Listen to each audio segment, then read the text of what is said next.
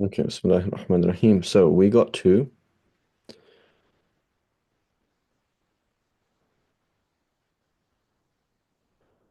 here. We did this as well. I believe we're onto the left hand. I believe we're here. Okay. So Bismillahir Rahmanir Rahim. So A'udhu Billahi Minash Shaitanir Rajeem. So then it says, وَأَصْحَابُ الشِّمَالِ مَا أَصْحَابُ الشِّمَالِ. Um, and and how are those of the left? I how unhappy. Right? Um, and it says, they will be in, I surrounded by.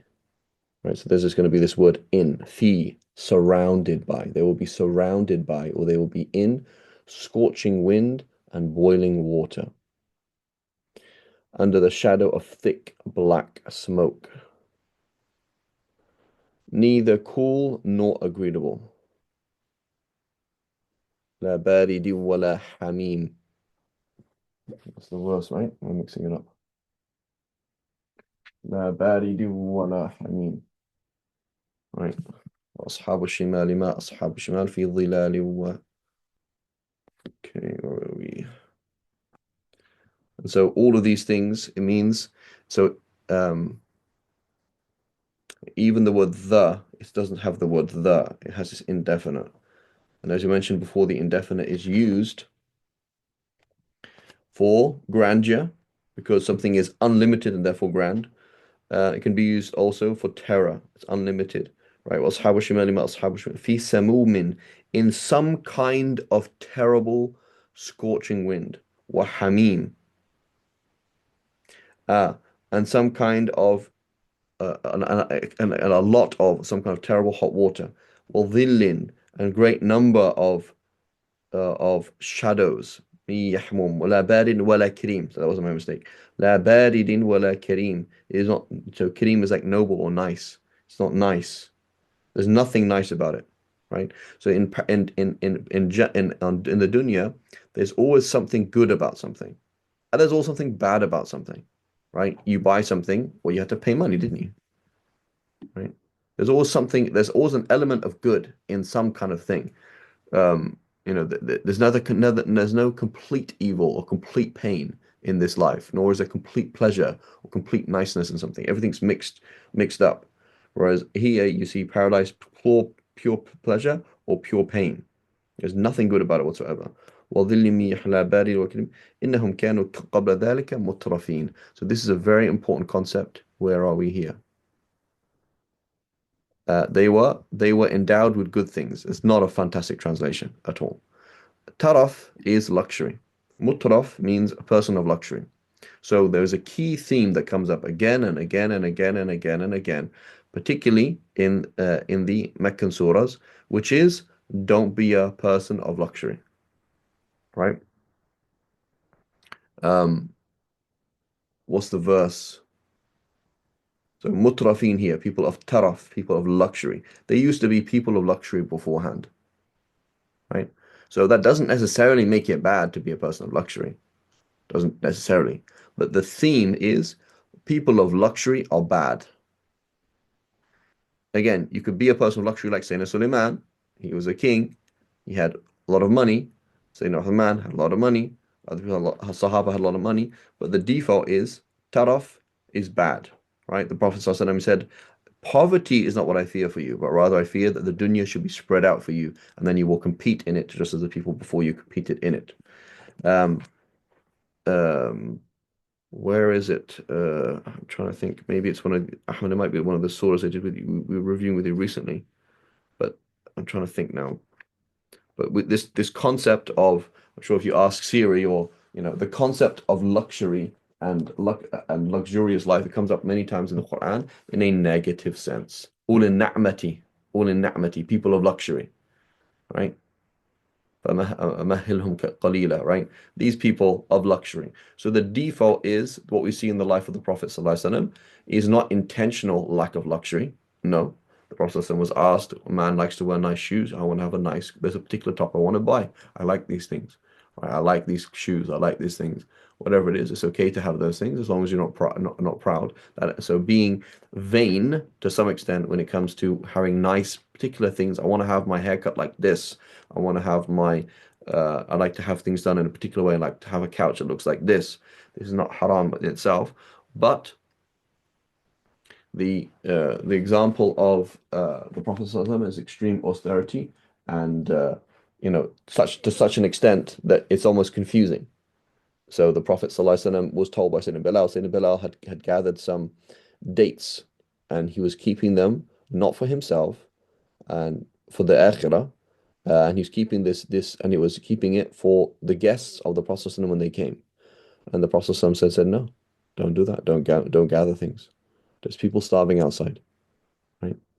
And so this is a very fine line to when you really want to follow exact sunnah, it's a very fine line to walk when you're talking about the sunnah, particularly as a breadwinner, right? Particularly as a breadwinner, because as a breadwinner, if you literally have no money, you end up doing silly things.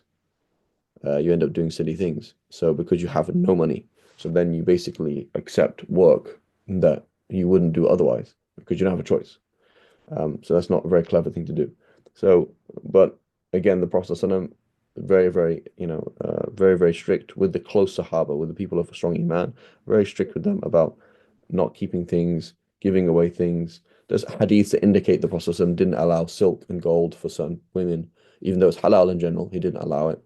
He told them, no, you can just, paint your silver, it's okay, that will be enough. Um, um, so we should certainly be asking the question, as a parent, again, there's an argument for our kids that, take your kids to falafel corner, have a hamburger, but a hamburger is luxury. That is not luxury. A hamburger is luxury. AC is luxury. Um, you know, having a car is luxury. So we should always have this question, ask the question, what is my intention? What is the need? What am I doing with this thing? Because by default, all of these things that we enjoy in sunny California and the wealth that we enjoy, these are all the trappings and the normal image of the kuffar and of the people who turn away from Allah. So by default, money and luxury makes you arrogant and not in need of Allah. Whereas normally in the history of mankind, the poor turn to Allah. That's the normal way, right? That the poor are guided and the poor are more eligible to be guided and the wealthy are always corrupt. That's a general way things work. So you should always be very, very careful, very, very wary of these things and without going to extremes. وكانوا يصرون على الحنث العظيم. Here it says the word that. So this is a good translation here. So here it's many of this is cutting out totally the indefinite and the rhetoric of the definite. But here it says, and they persisted in that great hinth, that great sin. So it's something known and specific, right? Of being arrogant and wealthy, right? And subhanAllah, just on the topic of wealth and extravagance, Zubayr ibn Awam, he asked the Prophet ﷺ, said, Ya Rasulullah, Allah talks about na'im and Allah talks about bliss and all these things and like being asked about, you had this money and that money. Obviously, Allah's not going to ask us because we don't even have anything other than water and dates. And the Prophet ﷺ said, you will be asked about water and dates, right? So, and similar in the same vein, look at li'ilafi Quraysh. The rhetoric of li'ilafi Quraysh is what? Allah subhanahu wa ta'ala says, because Allah has protected and made life doable for the Quraysh and not for other people, right? People, they were bandits, they were tribal raids in the desert. The desert was a crazy place to live, unstable place to live. That's the whole context of the devil of the desert. Desert is unstable. So suddenly we have one place, Mecca, which is stable. People respect them because they have that Kaaba. People go there and spend money because they have the Kaaba.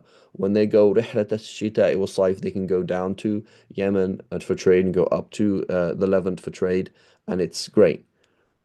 And Allah subhanahu wa ta'ala says, because I've given you trade routes, safe trade routes, and safety and relative wealth, you should worship the Lord of this and who suffered, saved them from hunger and saved them from fear. You should worship the Lord of this house. So what is the rhetoric then? Let's apply it to us. So let's go back to Saudi Arabia 200 years ago. That's what you're talking about. Before oil. So you're saying, oh, Allah is going to tell the Quraysh, because I've protected you and given you 150 degrees Fahrenheit with no AC and no military and no, I mean, they have a military, but it's not, that's not that amazing. There's still danger. There's no healthcare as we know it. There's no medication as we know it. There's no food as we know it. It's a very difficult life to live, right? There was somebody who did a whole, it's called, I'm on the book now, but somebody who did a whole, he walked through the desert. He said, you look at people who are in the desert, they look very sick because they live an extremely harsh life. So Allah is talking to the Quraysh and saying, I have made your life lavish. If that's lavish, what's our life? Right? What is life in California compared to the life of the Quraysh? It's nothing. I mean, it's life in California to life of Quraysh is like we're super kings, right? It's just a ridiculous amount of lavishness life compared to how they used to live. And Allah is saying them, remember this, remember this. So to Waqiah, we're going to come in a second. Look at this. These things that are, look how you can make fire, look how you have water, look how you have food. These blessings are nothing compared to the blessings that we have and the ease with which we can access them, right? On Eid al-Fitr, you're supposed to feed people, right? For each person you're responsible, you feed people. That used to be significant, maybe $50 each, right? For each person in your house, $50. Now it's like $2. It's so easy to feed yourself. It's not difficult to feed yourself, and it's easy to make $2. That's not money. $2 is not significant. So we always have to put this in our mind. Do I live an extravagant life? Am I thankful for the amazing, miraculous blessings I have in my life? Right? You know, somebody tells you don't have health insurance. They never had health insurance, right? Somebody tells you the police have stopped working. They never had police to begin with. Somebody tells you, oh, there's a Costco that's start opening up down the road. They never had any of these things. 2 months travel to go and get wheat. Right? They didn't have sieves. They didn't have fine flour. They didn't have anything. They didn't have sieves. So life was just very, very hard for them, and very, very hard for many people. Just recently, I was talking to somebody. He said, "Yeah, my dad. He worked in a coal mine from the age of 14 in America. Right? He didn't see sun. He didn't see the day for like 4 years because he was always working in either in the mines or coming out and coming out at night. You know, that was normal life for many kids in the world. Many kids in the world, very, very hard lives. So we always have to remember this picture. I'm safe. I'm fed. I'm loved. I have access to food and water and justice. I can call the police. Many people can't call the police. They're not going to come.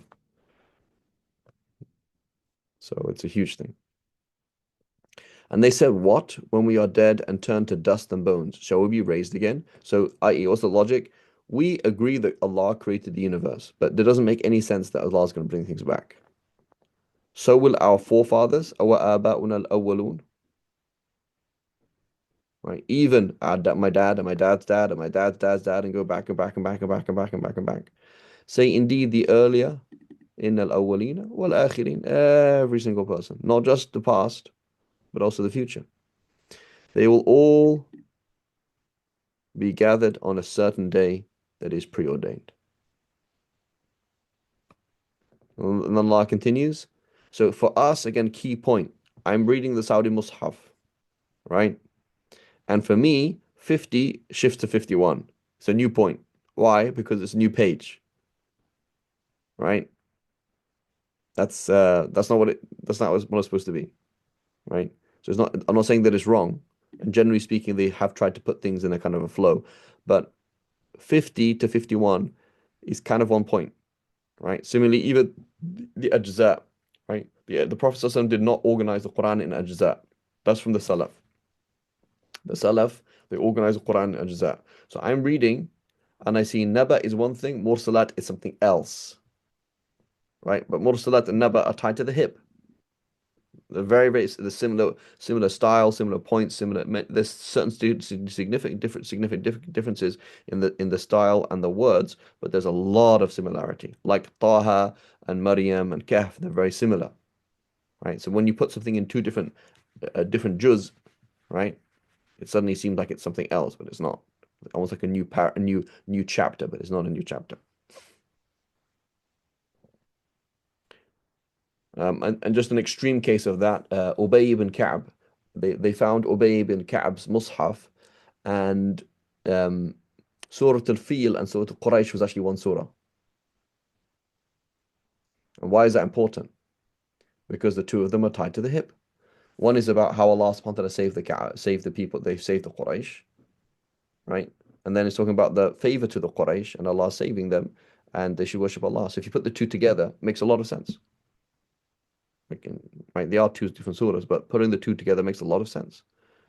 Right? Have you not considered this, and tied together? It makes a lot of sense. So sometimes when we put artificial barriers in our minds, like, oh, this is one thing, that's something else. It's not really. It's not really. And then ثم إنكم أيها الضالون, the erring, the one who are lost. ضل يضل, to be lost, the lost ones. المكذبون, the deniers. لآكلون من شجرة الزقوم, eating from the tree of زقوم. فمالئون منها البطون, you are filling your bellies with it. Right? So it says will. There's two ways of saying will in Arabic, right? You could say sa or sofa. Sofa ajlis, sa ajlis, I will eat. Or ana jalis, meaning I am doing it, right? So but it means I'm doing it, but I tomorrow. So it literally says you're doing it now, literally. Like kullu man alayha fan. Fan means passing away, disappearing, right? So it's right now, you erring, denying ones, you are filling your stomachs. You are eating from Zaqum, and you are feeling it. It's actually in the present, but it's used in the future, so it's slightly different. It's fixed and permanent, as opposed to it will happen in the future. Filling your bellies with it, right? Drinking scalding water, drinking it up like female camels raging with thirst for disease. Sharibuna shurb al-him. Al-him, this is what it is. These female camels, if you see a camels, they're designed to drink like a pump, right? Because they are designed to live in the desert, far away from water. So they can drink very, very quickly. So imagine this image of a camel that has not drunk for 3 days, 4 days, 5 days. It goes to water and it's just pumping up this water very, very quickly. And that's why they have their humps, right? Their humps to fill up. So this is how you're going to be drinking. You're not going to have a sip. You'll be pumping this down, this boiling water. What does it do? The boiling water scalds and burns off your mouth and ruptures your insides because it's so hot, right? May Allah protect us. Such will be their entree on the day of judgment. Their entree will be that, right? هذا نزلهم. Nuzul is from the word nazalat. You come off your horse and you are nazil. You're somebody who remains somewhere, and you come to someone's menzil. Menzil means a house, but literally a place where you come off your horse or come off your camel or come off your mount and you come and stay. So now this person who has come to your menzil, has come to your place where they come off, and has nazala, has come down from their camel or horse or whatever it is. You're going to give them a nuzul, right? You're going to give them a snack. They just arrived, you're going to give them something. So you are cooking food for them, but this is the thing that you give while they're waiting, the entree. So Allah subhanahu wa ta'ala describes this terrifying situation where they're going to be consuming this horrible, disgusting food and drinking and hurting themselves again and again and again and again and again. Almost, and again, the camel can't say no. You can't say no to the thirst. That's what will happen in hellfire. You won't be able to say no to the thirst. So they will ask for the water, right? And then it will burn their stomachs. May Allah protect us. And this will just be their entree. This will just be their entree. This will just be the beginning. Right? And so key concept to have in mind, nothing is worth hellfire.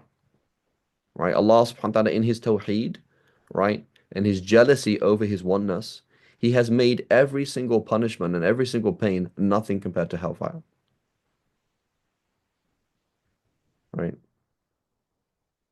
نبئ عبادي أني أنا الغفور الرحيم وأن عذابي هو العذاب الأليم. Tell my slaves that I alone, I am the person who's merciful. You see the mother who's merciful. You see the animal the leopard that looked after the baby monkey whose mother it killed or whatever. You see all these examples of mercy in nature, all sorts of things. Allah subhanahu wa ta'ala says, Ana al-Ghafur Rahim. I am the one who's forgiving and the one who's merciful. Forget everybody else's mercy compared to mine. Every example of mercy you think about that, forget that. وَأَنَّ عَذَابِي هُوَ الْعَذَابُ الْأَلِيمُ. And that my punishment, it is a painful punishment. Nobody else, nothing else is a painful punishment. Nothing else is a painful punishment. Being nuked, having your family tortured in front of your eyes, being separated from people, being lied about, being confused, mental problems. These are nothing. This is nothing, right? This is nothing compared to hell, right? وَهَذَا نُزُلُهُمْ. This is just the beginning, right? So hell is not a place to go. May Allah protect us all for a split second, let alone longer than that, let alone hell for forever. May Allah protect us. So we've seen, Wallahu alam, structure which is mentioning the inevitability, the Waqiah and its the three groups. Then we zoomed in onto those three groups, and we've seen that for 15 to 50 the groups and their recompenses, right? And now we're going to shift now to Allah's power and material favors upon man. So first he's going to talk about is your very being, right? And that's the whole issue with our parents. Why is there so much sanctity in our parents? It's because they are the means through which we exist, right? They are the closest thing to Allah's creative act. They did not create us. Allah subhanahu wa ta'ala is Tawheed. He is the creator, who al-Khaliq. But Allah expects us to thank the people who are the means through which Allah created us. Right? He says, it is He who created you. Right? Then why do you not affirm the truth? If you know that He's the one who created you and He's the reason why you exist, then why do you not appreciate Him? Just consider the semen that you emit. Do you create it or we its creator? Right? And this is subhanAllah, people who don't have kids. This is where you feel it. This is where you feel it. Where this person's married, go to the doctor, do this, nothing. Can't have children. So this person's wealthy, I have money. I want somebody to take this thing over for me. I just want to hold my baby. I just want to see my baby walk. I just want to know that I have kids. I want to continue life, right? These are basic human needs to exist, right? And to keep existence going. It's a dunya we need, right? People when they're young, they're like, oh, why don't I care about kids? Why do I care about kids? And then you start to get older, like, oh my God, I have to have kids. What's happening to me? And then you can't. SubhanAllah. Very hard. Very, very difficult. Right? It's like a death before you die. It's a very hard situation. May Allah, give patience to people who do not have children. So did you create it or do we create it? Right? This is a profound thing. My brother, he's a scientist and his PhD was on, evolution and things like that. So, the miracle of life is not a small miracle. And it's not a small scientific problem. It's a huge scientific problem. The problem of existence, where did everything come from? And the problem of life, where do these things come from? These are huge problems. So before you start thinking about evolution, say, where did life come from before it starts changing? Where does life come from? It's a huge problem. It's a huge thing. Did you create it or we as creators? We have incorporated death into your constitution. That's a good translation, right? And so in your procreation, there is death, right? You are born dying, right? Every single time we respire, right? We get glucose and oxygen, we respire, and we make energy, right? We are releasing free radicals, which are killing us, right? The free radicals making us age, which is killing us. So are we, will we, it's like, it's like somebody jumps off a cliff to commit suicide and the other person jumps off a cliff with a parachute. There's not much difference because they're both going to hit the floor. Okay, fine, one's going to hit the floor hard. But what, were you dying or were you living? Is this yippee, this is fun, or were you, so are we all dying or are we all living? Just really depends how you look at it. Are you on your way into the room, you were already on your way out. Right? نحن, and it says we قدرنا بينكم الموت وما نحن بمسبوقين. You can't die before our time. So we decide life. Doesn't matter what you do, nobody lives without us making it happen. And we decide death. You can't kill yourself, right? Jump off the person who jumped off an airplane, he still survived. Jumped out of an airplane, still survived. People do all sorts of things. Try and drown themselves, pass out in the process, get saved, right? You actually can't kill yourself, nor can you save yourself from death. Right? It's totally in Allah's hands. So these are very, very prime, fundamental things, life and death. Anybody who's dealt with life and death, they know, right? You're holding somebody that's dead, and you're like, if only I could change, go back time. Small thing. If they stood 1 foot to the left, 1 foot to the right, they wouldn't have died, but they died. Can I change things? You can't change it. Allah is making us taste His Tawheed. He is the Mutafarrid. He is the one, He's the unique. He is the one in control. And does not share that with anybody. And we will not be hindered from replacing you with others or raising you in a way you do not know.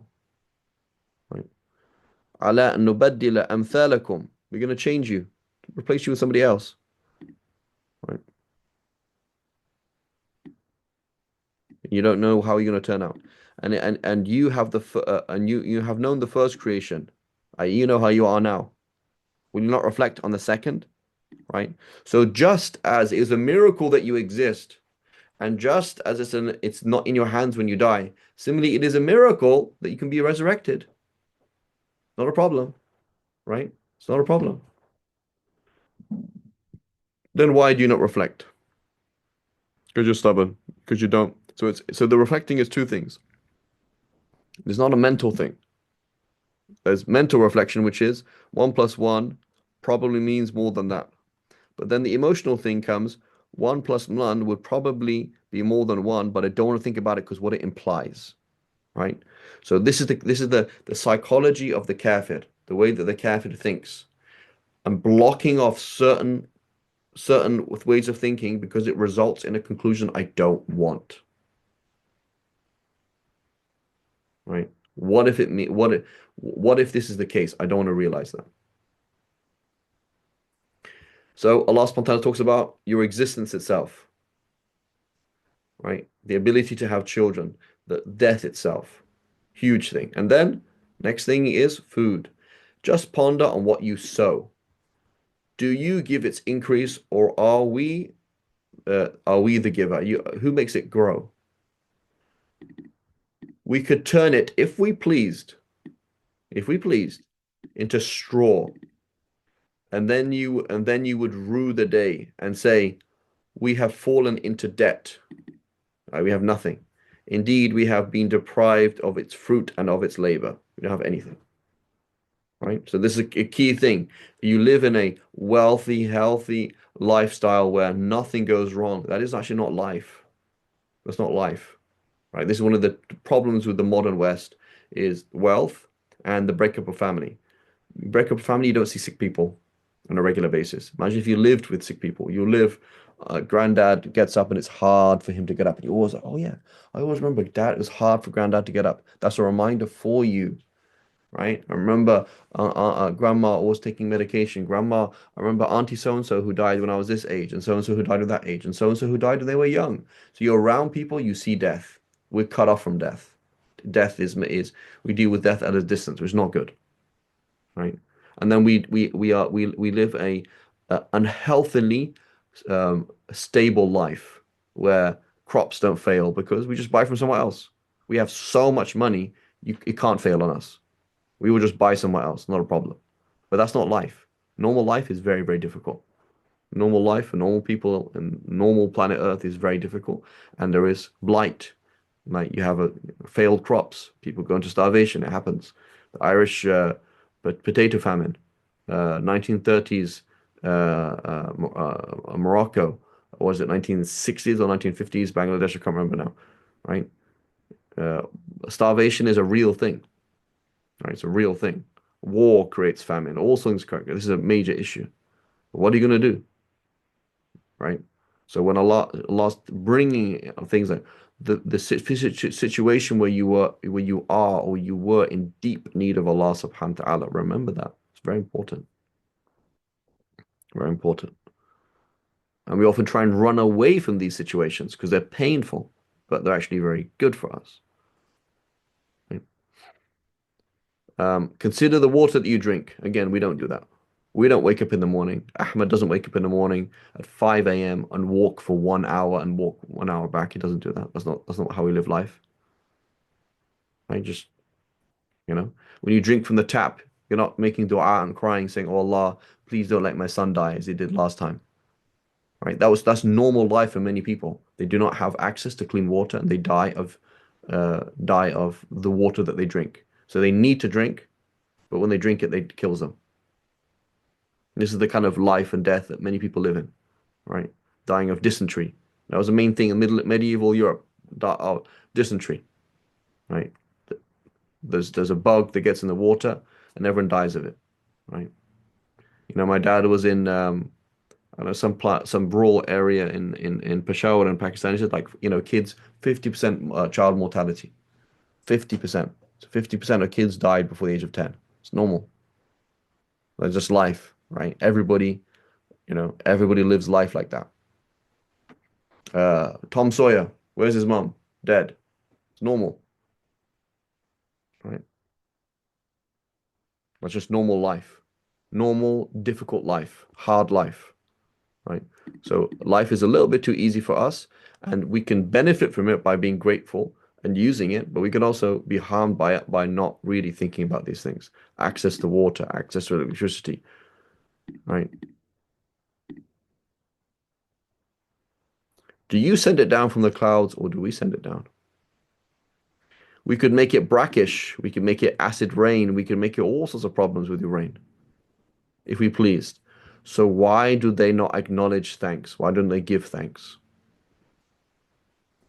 Have they considered the fire that you strike and get friction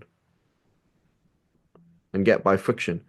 Have you raised its trees or we raised them? Right? Again, oxygen. Allah subhanahu wa ta'ala, lisan al-hal as Allah's, the same thing. Have you considered the oxygen that you have? Did you create those huge forests like the Amazon rainforest that are the lungs of the earth? Or did we create them? What would you do if you didn't have enough oxygen? Like, what would you do? Extremely difficult life immediately, right? It just gets worse and worse and worse. Oxygen levels go down, down, down. People are dying, migraines, this, that, and then, so yeah, it's over, right? Fossil fuels. Have you not considered the fact that you drive to school in 5 minutes? Did you create the fossil fuels, or did we create the fossil fuels? The iron that you use to make steel for your cars, for your airplanes. Did you make it or did we make it? So every single thing we have to understand, and it's how many blessings we experience on a daily basis that nobody else benefited from. Pharaoh did not have this kind of stuff. Uh, right? Sayyidina Sulaiman, who said, "Oh Allah, give me a kingdom." Yes, he had miracles happening through the jinn, the wind, etc. Fine, that's a miracle. It's true. But otherwise, we have, amazing things, just like ridiculous amount of things that we have access to. Access to sacred knowledge, right? Imam Ahmad, he went all the way from Iraq to Sana'a in Yemen, traveling through the desert to study with Abdul Razzaq al-San'ani. You can just Google it. You can sit there right now, go online and click Musannaf Abdul Razzaq San'ani, 11 volumes, download it, send it to your house. No effort whatsoever. One of Muhaddithin, he said, I urinated blood 3 times collecting hadith. Like I had to travel here, travel here, travel here. I got so sick, all these difficulties, right? So many things, difficult problems. Muhaddithin who died very young, traveling for sacred knowledge. We don't have to travel for sacred knowledge. It's there. It's online. Not a problem. It's easy. Allah subhanahu wa ta'ala has made life ridiculously easy for us. And so we have to reflect on those things. We have to use those opportunities. Consider the fire, etc. Have you raised the trees or did we raise it? We have made it as a reminder for the convenience of the needy. فَسَبِّحْ بِاسْمِ رَبِّكَ الْعَظِيمِ. So glorify, acknowledge how amazing Allah is, the Azim.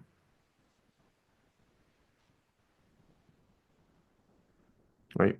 So this point here, again, structurally, is not confusing. But again, what was the structure that we've put onto it? That it goes A, B, C, B, A. In reality, this point here is a pause, but it's also connected directly to the end. So, maybe the structure is a bit more nuanced than, this is because this is going to come directly at the end. So this is almost like end point one and then end point two, something like that. Allahu A'lam. So Allah's connecting all of those things, the states of mankind, the blessings that they have, the power of this and the power of that, and then moves on to and then comes to this, right? So here I put this all as one point now because I've put this as the material benefits and then the spiritual benefits. So I call the placement of the stars to witness, right? So Allah subhanahu wa ta'ala swears by creation. We don't swear by creation, right? So Allah can do that. So he's swearing by the placement of stars. He swears by the sun. He swears by the moon. He swears by this. He swears by that. He swears by the sacred place. But we don't do that. The Prophet ﷺ said, whoever's going to swear by anything, swear by Allah. Right?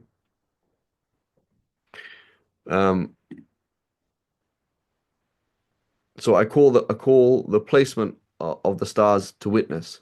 And this is surely a great evidence if you could understand. Right?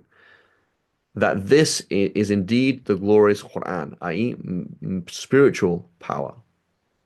Inscribed in a well-kept book, i.e. a lawh al-mahfuz, the prescribed tablet. So what is the Quran? The Quran is in reality part of Allah. Because the Quran is not a thing. The Quran is Allah's speech, and Allah's speech is part of Allah. So the Quran itself is not something created. However, there is a created format, so to speak, of it, which is in the Lawh al-Mahfuz, and a created format of it that we read in our created sounds and our created images. So you have a mushaf in front of you that is a format or a translation, so to speak, of the Quran into images, or a translation or a format of the Quran into sounds. My sound, your sound, they all are formats of it. It's not really the Quran. Similarly, there is that is inscribed, right? But the Quran itself is Allah's beginninglessly eternal speech, right? And this is one of the unfathomable blisses of Jannah, is that we will hear Allah recite Quran, right? But it doesn't have a beginning and end. So when you start the Fatiha, it begins second this and ends at second that. But Allah's speech doesn't have a beginning and an end because it's not in time. Our speech works through vibrations. Allah's speech does not work through vibrations. It's something totally different. وَكَلَّمَ اللَّهُ مُوسَى تَكْلِيمًا. Allah subhanahu wa ta'ala spoke to Sayyidina Musa. But it wasn't in time. And it wasn't through sounds. It wasn't through images. Right? It's a different thing. None can touch it except the pure. So here we have a debate among the Mufassirin. What does this mean? What does this mean? So there's a genuine debate. Does this mean the angels don't only the angels, the mutahharun, the angels, only the angels touch the Lawh al-Mahfuz, the prescribed tablet? Or does it mean nobody can touch the Mus'haf who is not pure. Right? Two concepts to understand. Number one, often uh, the less obvious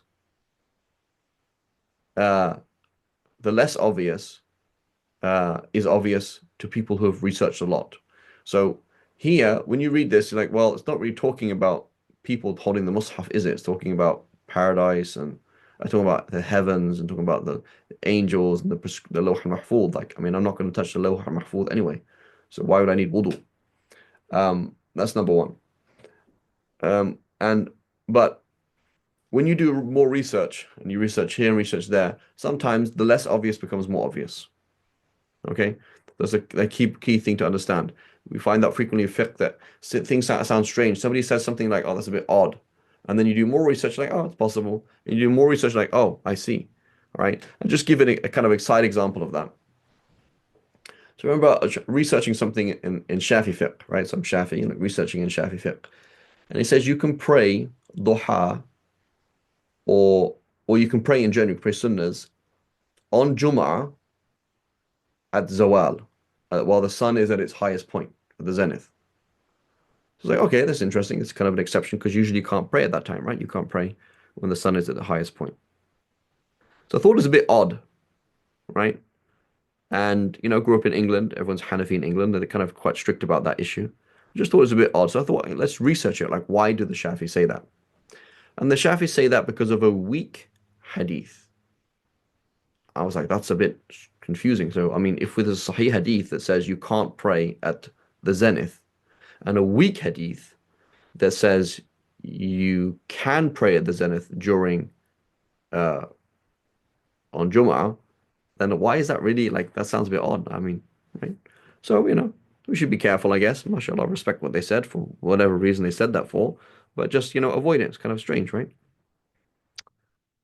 And then you find other information. You find out that the Malikis, they don't have a problem with praying at that time anyway. And there's a hadith, it's in Bukhari, it's in Muslim, where Ibn Umar says that there's two times you can't pray, sunrise and sunset. Say, oh, interesting. So now we have a kind of a conflict, actually. There's one hadith that says you can't pray at sunrise and sunset, and that these are the only times you can't pray. Another hadith that says you can't pray at sunrise, sunset, and at the zenith. So now I realize, hang on a minute, what was super obvious to me before and was now strange is like less strange.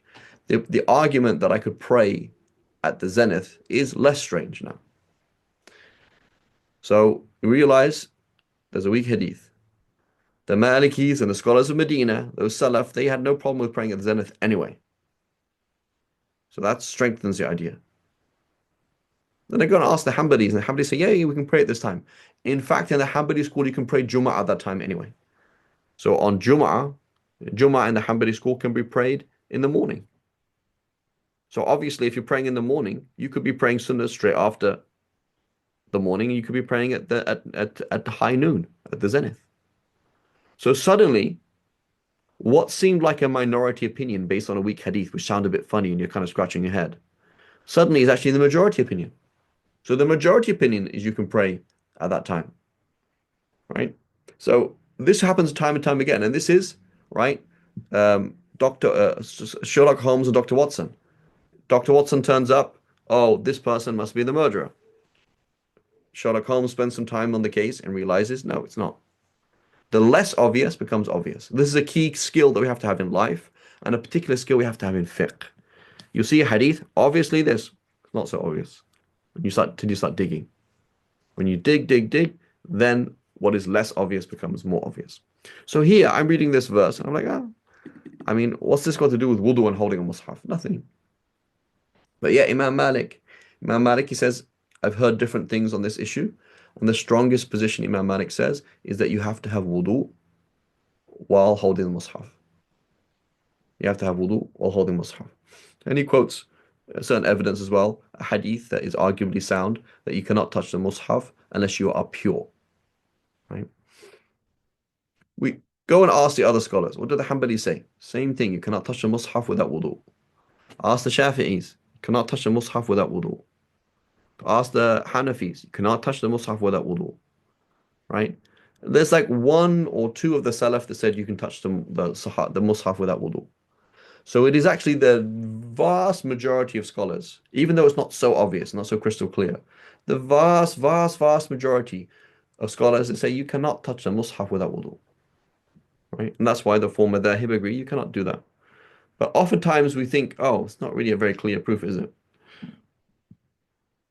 And you could see it another way. That's true, you could see it in another way. But over time, very, very few people have seen it in another way. And the vast majority of people have said this means you cannot touch the Quran without wudu, right?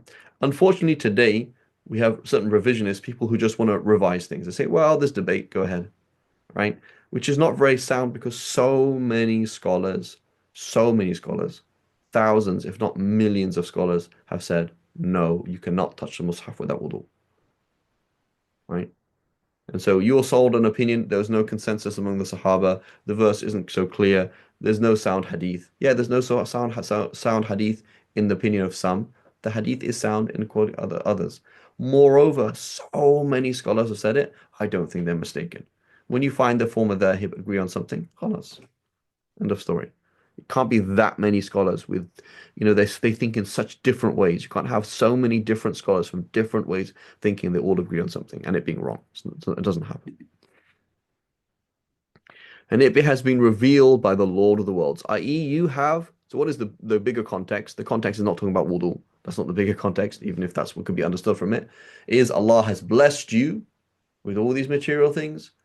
So glorify Him, and Allah has blessed you with this amazing spiritual thing, which is from on a higher form of being from Allah, from beyond your universe, that nobody has access apart from the angels, and yet it's been brought to you. Here it is. And it's been revealed from the cherishing owner and Lord of the whole universe just for you. Right? And so this was my analysis anyway, Allah's power. So it's power as well. And favors upon man via an august revelation. This is not a some kind of small thing.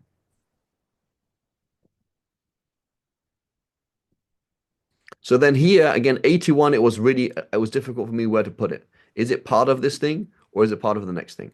So I put the next thing, tying to the beginning, is the inevitability of death, death in Allah's hands and the three groups. This was the alternative analysis here, right? Alternative analysis is this inevitability of Judgment Day and the inevitability of death and the three groups and the three groups. And then Allah's power and material favors in that whole section 57 too. So you can see what I've done here is I've merged the first, I put B as part of A, my previous B as part of A. So that whole thing, Ashabul, people of the right, people of the left, people of the right, the people brought near, and the people, I put that all in one group. And then that's mirrored here because it is mirrored, right? So if you look at before, how do I explain this? The three groups come up here and the three groups come up here, but the three groups also come up here. So here, if this is the next part, this doesn't really reflect this unless we need to reflect a bit more, right? It talks about death in Allah's hands and it's, so an alternative analysis is this is one section, which is Allah's power and favors. And that's here and here. And then the inevitability of Judgment Day, inevitability of death, and the three groups and the three groups. Wallahu a'lam. And even this, for example, the word 81 itself, it's hard. It's kind of a shifting point. Is it part of the previous section or is it not? Wallahu a'lam.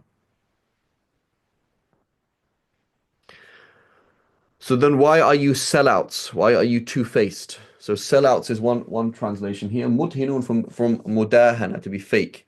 So 81, I have it translated as well as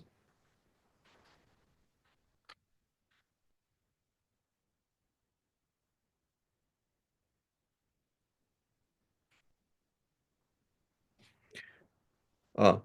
So about this word, do you pretend to agree with others? Right? So this is a key thing, right? The problem of revelation. It's obvious, but it's a problem. It's a problem because it means I have to change my ways. It's a problem because it means everything that I hold dear is false. It's a problem because it means I have to adhere to the Sharia. So many people are in this situation. In fact, most of us to some extent are in this situation where we don't do kufr, we don't reject Allah, but we cover over certain things because it's too awkward to fully embrace this thing, right? It's too awkward to fully embrace it. So why are you sellouts? Why are you fake? Why are you trying to do mudahana, to mudhinun from the word dihan, which is paint? Why are you trying to show off to others and appease others and try and make yourself like others regarding this huge, great revelation, which is not part of this world, but it's part of something beyond this world. And you show thanks for your provision by denying it. وَتَجْعَلُونَ رِزْقَكُمْ The fact that uh, uh, the provision that comes to you, you turn it, literally, you turn it into kufr. Right? That's what it's literally saying in the Quran. You get the provision and you hand it back to Allah as disbelieving. Right? Allah gave you a plate of food while you were starving. You threw the food on the floor and wrote on the back of the paper plate, I hate you and I don't thank you for anything. That's what you did with the food. Subhanallah. All the blessings, your life, you turned it into kufr. Your food, you turned it into kufr. Your money, you turned it into kufr. Your stability, you turned it into kufr. That's what you did. Right? So what is shukr? Shukr is getting the blessing and giving it back to Allah in His right format. So Allah doesn't want us not to have blessings, but Allah wants us to use those blessings in the way that Allah wants us to. Right? You play basketball in the way that Allah wants you to. Right? Have a cool bike in the way that Allah wants you. Have a nice house. Have a nice car in the way that Allah wants you to do, which is going to be in moderation, right? And it's going to be with gratitude and humility. Then how is it to then Allah, this is the death. So again, you could kind of start this point here. Then how is it when death, right? So notice here, this goes back to the beginning, right? إِذَا وَقَعَتِ الْوَاقِعَةُ لَيْسَ لِوَقَعَتِهَا كَاذِبًا. There's no one who could possibly deny it, and there's no hesitation in it, right? How is it then when the dying breath is withdrawn in the throat? So Allah zooms in on that particular period. You're watching you're watching the stats.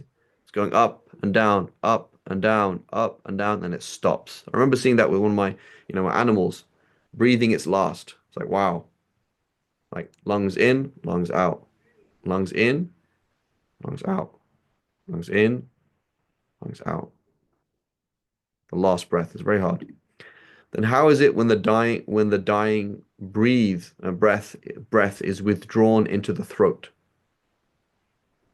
and you wait for the moment of death, and we are closer to that person than even though you cannot see it. We are. So we think, oh, Allah is far away and incapable of keeping this person alive or bringing them back to life, death. No, Allah is right close to them. وَنَحْنُ أَقْرَبُ إِلَيْهِ مِنْكُمْ. We're even closer to Him than you are. Right? So what is the physical distance between us and Allah? Nothing. There's no physical distance between us and Allah. So Allah is physically closer to us than anything else. Okay? So what about emotionally? Who understands us emotionally better?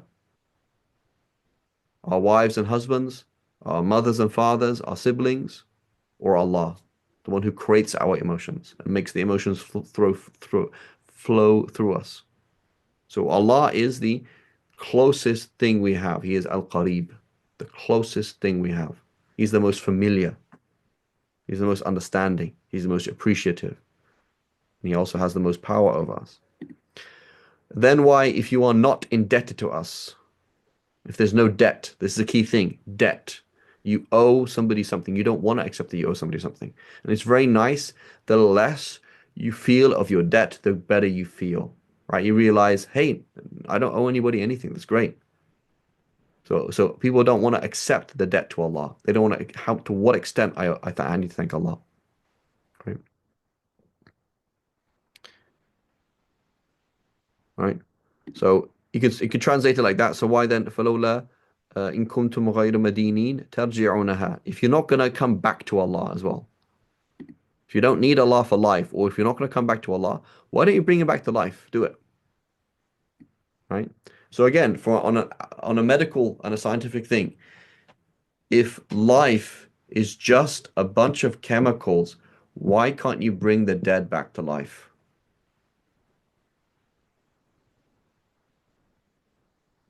Right? In reality, there's a whole slew of fundamental confusing things when it comes to life. Where did life start from? How evolution works? What is life? What is memories? What are all sorts of so many things we don't understand? So many things we don't understand, right? But yet we act and carry ourselves as if we understand and as if we're in control, but we're not. Can you not bring him back? Answer. In kuntum sadiqeen. If you're truthful, answer it. But you can't answer it, can you? So Allah's putting us in a situation where we have to acknowledge that we are not in control of our life, we're not in control of our death, we're not in control of our sustenance, we're not in control of the basic things that we need, electricity, this, that, all these different things.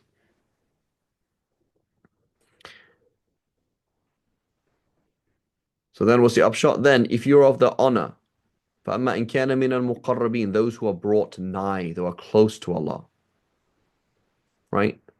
There will be an unfathomable amount of peace, right? Right? فَأَمَّا إِن كَانَ مِنَ الْمُقَرَّبِينَ فَرَوْحٌ وَرَيْحَانٌ, right? Rawhun, indefinite. It doesn't say ar-rawh, right? If you say, for example, peace be upon you, how do you say peace be upon you? You say as-salam, al. When you say salam, that means like in Laylatul Qadr, salamun hiya hatta matla' al-fajr. It means an unlimited, unknown amount of peace. But the word really is not peace. Rawh is not really peace. It's like another place in the Quran, Rawh Allah means like the mercy of Allah. Um, where is this?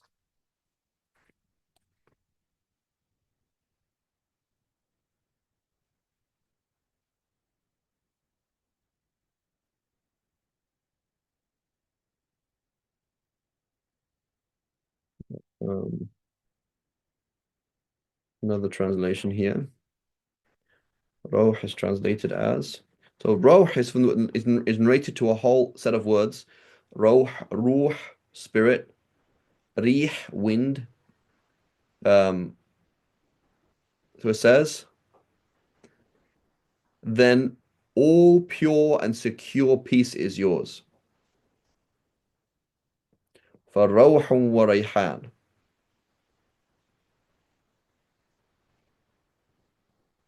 And Rayhana is also is a plant.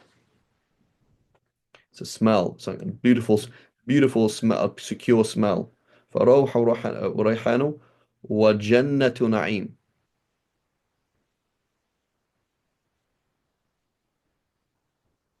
نَعِيمٍ. Did I skip one? 91 is peace. That's something totally different. 88. Yeah, it's totally, or that's an 88. I'm just totally different. So here it says translation. So as for if he is of those who have been made truly near, not honored, then waft of total relief. So raha, that's how it's related. Raha, you say istaraha, to relieve, to be relieved, right? So we're trying to connect the word wind because it's all kind of connected, wind and relief. An exquisite fragrant herb. Well, that's a rayhana, it's a herb. So this translation here is not very good at all. It's not very accurate at all. So it's relief, relief or mercy, right? Raha. Rah is also wine, the name of wine. So we have Rah, which is wine, Rawh, which is merciful relief, Rih, which is a smell or the wind, Ariyah, the winds that bring rain and relieve you of heat. Istaraha, to be relieved. Raha is also the palm of your hand, the soft part of your hand. That's called your raha, softness. Ruh is your spirit. So that's Rawhun. And then it says, Warayhanun, an exquisite fragrant herb. Wajannatu na'im, right? And again, it doesn't say an na'im, right? So in, for example, in Haka wa Takathur, Allah says, I will ask you about an-na'im. I'll ask you about bliss. I will ask you about nice things you had in life. An-na'im, the specific, limited, known bliss. Here it says, and gardens of tranquility, right? وَجَنَّاتُ نَعِيمٍ, and gardens of some kind of bliss, i.e. unfathomable, unlimited, right? Um, what was it? He says, and lush shaded grove. I'm not sure why it says grove as in singular. I'm not sure why it does that. And lush shaded groves of unutterable bliss. This one translation. Because why? Because of the indefinite. Because of the indefinite. Unutterable. You couldn't define it. You couldn't explain it. That's why it's made indefinite. As opposed to an-na'im, bliss. An-na'im is bliss. Na'im is unknown bliss. I.e., so it's unknown because it's pathetic, unknown because it's too much, unknown because it's too great. Um, and then it says, وَأَمَّا إِنْ كَانَ مِنْ أَصْحَابِ الْيَمِينَ, the people of the right, there will be the salutation by those of the right, which will be فَسَلَامٌ فَسَلَامٌ لَكَ مِنْ أَصْحَابِ. Again, indefinite. سَلَامٌ لَكَ. A great amount of peace. So here it says, and as for those who are the fortunate right, notice he merges that he kind of invents a word, fortunate right, because we said the word yumn means luck, and yameen is right. So it's kind of like the lucky right, the fortunate right. Then all pure and secure peace is yours. فَسَلَامٌ لَكَ مِنْ أَصْحَابِ الْيَمِينَ. So why secure and peace? Because salam means peace. Salama means safety, right? You say tislam edak, may your hand be safe, right? So peace and safety is one concept. That's why it's merging it together. Pure and secure peace is yours. And then, وَأَمَّا إِنْ كَانَ مِنَ الْمُكَذِّبِينَ الضَّالِّينَ, as for those people who are of the utterly lost criers of lies. ضَالِّينَ, lost, right? Errant, but lost literally. The welcome will be boiling water, right? So again, the same word nuzul, which is the entree. So the welcome will be boiling water. The first round of hospitality of seething water, right? That's what I'm trying to say. The first round of hospitality is just, right? The welcome, the entree will be وَتَصْلِيَةُ جَحِيمٍ, right? And being roasted at a towering fiery blaze. وَتَصْلِيَةُ جَحِيمٍ. So here it translates as Jahim as hell. But in reality, so here the other translator says, well, what is the connotations of Jahim versus Nar, for example, right? So it says that towering fiery blaze, Jahim, roasted, right? إِنَّ هَذَا لَهُوَ حَقُّ الْيَقِينِ. Again, going back right to the beginning, إِذَا وَقَعَتِ الْوَاقِعَةِ, when the reality hits, right? Verily it is إِنَّهُ لَحَقُّ الْيَقِينِ. This is certainty itself in its whole truth. It is the truth of truth, right? فَسَبِّحْ بِاسْمِ رَبِّكَ الْعَظِيمِ. So glorify Allah, acknowledge with your aqidah that Allah is amazing and He's beyond these things, and acknowledge physically. So sabbih means say subhanallah, also means pray. It also means pray. Sabbih isma rabbika al-a'la means glorify Allah, right? It also means pray, like a subha. Subha means sunnah prayers. The Prophet used to do his subha ala rahilatihi. He used to do his sunnah prayers on his riding mount. Subha. So saying subhanallah, praying, right? So now, right, it means acknowledge it in your heart and do something, right? Act according to Allah's subhaniyah, according to Allah's supreme lordhood, right? Now who He is. فسبح باسم فسبح Bismi rabbikal azim. So glorify the name of your supreme Lord. And so here's the problem. Again, if the structure that we kind of forced onto the surah, which is useful, right? Um, is we said it begins with something and ends with something. It does connect back. The three, as we mentioned. Here's the problem, though, is this ties to, where is it? To this. So 74, it's almost like a spiral. And imagine if you had something like a what's the word? Um,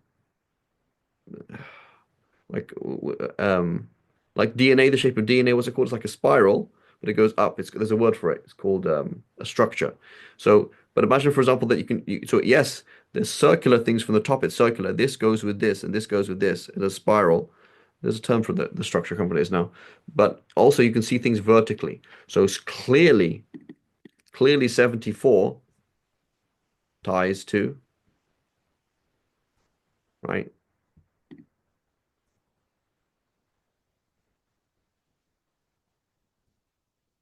Double helix, Jazakumullah khair, right? Goes to um, goes to goes to 96, right?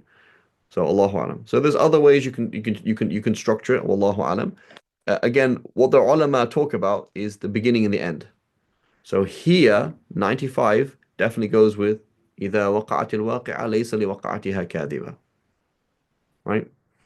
And it also goes in hand with where is it? Moments of death. It ties there. The rest of it is we need to do kind of more reflection on it, inshallah ta'ala. So there's a question here. Sheikh, are the hadiths that encourage reciting Quran of Waqiah for against poverty authentic? I've heard that weak. It doesn't matter. That's not it doesn't matter if it's sound or weak. Why? If it's sound, you should do it. If it's weak, we should recite Surah Al-Waqi'ah. So using a weak hadith to encourage us to do something that already has a basis in the Sharia, it's fine, right? When we started the Targhib and Tarhib, we mentioned Al-Hafidh al-Mundari. Who is Al-Hafidh al-Mundari? He's like, yeah, this is totally fine. A methodology that's totally fine, right? When you're talking about, just general good deeds, right? Well, Waqi'ah is one of these things. Are there certain fabricated hadiths about all surahs in the Quran? Yes, there are fabricated hadiths, and we should not quote those, right? So, as a simple process, whenever you forward a hadith to somebody else, right, just mention the source. I mentioned a hadith before that it's haram to touch the Quran without wudu. Where is that? Muwatta of Imam Malik. Go back there, and you'll find it there, right? But otherwise, if you quote a hadith without a source, one of the Salaf, he said, "Why are you riding horses without saddles? What's your problem? Like, it's quite difficult to ride a horse without a saddle." It's the same thing. Whenever you quote a hadith, quote the source, and that's it. You're not responsible. They can go and find out where it is. It says Musnad ad-Dailami. I don't know what that is. Is that sound? Is it weak? I don't know. But they can go and look it up in Dailami. But so the key thing with Sahih hadiths is using a Sahih hadith to contradict other stronger evidence, right? So there's strong evidence for one thing, and now I'm going to contradict it. I need something sahih. I need something strong. As opposed to a weak hadith. A weak hadith is useful in halal haram. It's useful in this kind of thing, right? So we should recite Surah Waqi'ah regardless. Many people, they do it after Maghrib. It's a thing that they do. Between Maghrib and Isha, Surah Waqi'ah. It's a kind of thing that people do. Allahu A'lam.